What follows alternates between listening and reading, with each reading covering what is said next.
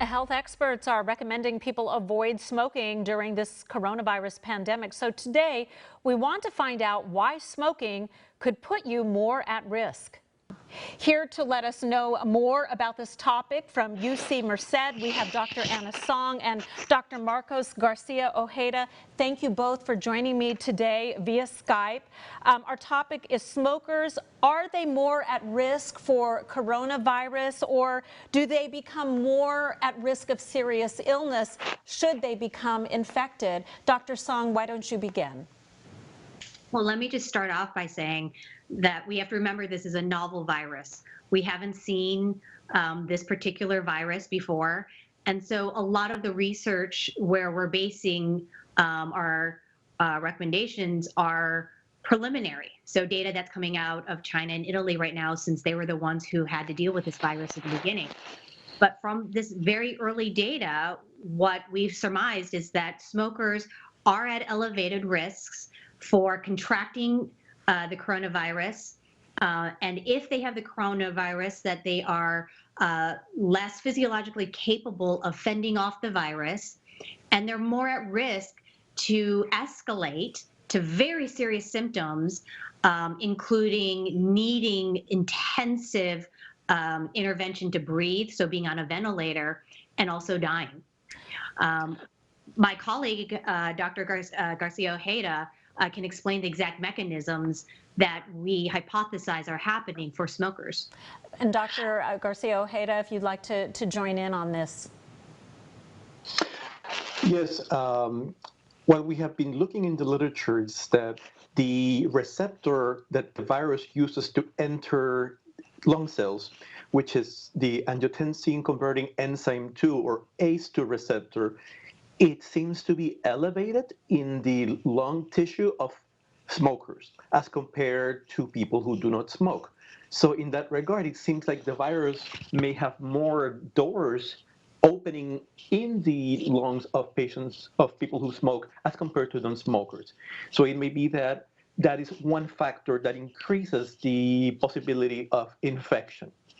Likewise, also, we are seeing that we have known that smoking causes many different changes in the lungs of smokers, and that one of them is the reduced inflammation and reduced immune capacity of the tissue that is the lung. The lung is one of the first areas of the immune system that can sample environmental factors that are present on air. And cigarette smoke, in particular nicotine, lowers the immunity in the lung and therefore makes it possibly more easily to be infected. Add to that the fact that the virus itself can cause hyperinflammation in the lung tissue, that hyperinflammation can then propagate and cause damage to other systems, to compound the fact that cigarette smoke can decrease the immune system capacity to fight disease, and that then you have this uncontrolled inflammation caused by the virus infection itself. Well, this certainly should serve as an incentive for smokers to quit, just based on what you're telling us. Does it matter what someone smokes? Are there negative effects for someone who smokes cigars or marijuana? How are they impacted by all of this? There's very little data out there on different kinds of smoking, but what we can tell you is that most of those modes are through combustion, meaning you're lighting it on fire and inhaling that smoke. And that in and of itself is going to be an irritant that's going to cause this chain reaction and inflammation. That's also not to say that vaping, which people seem to think is safer, is going to be safer in this regard as well. Again, the preliminary data on vaping suggests that vaping is also an irritant to your system, and that it could potentially increase the risks associated with COVID. What are your recommendations for people who do smoke? Obviously, I'm sure you would recommend that they quit, but if that isn't possible, especially during this stressful time for so many people, what are your recommendations beyond just social distancing? One of the things that I do want smokers who are worried about their risks to know is that they're not alone.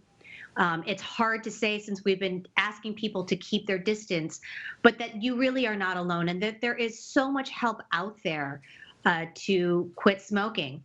California has an extensive tool called the California Quit Hotline. It's 1-800-NO-BUTTS. And it's free to anyone, and it offers free support for people who want to quit smoking.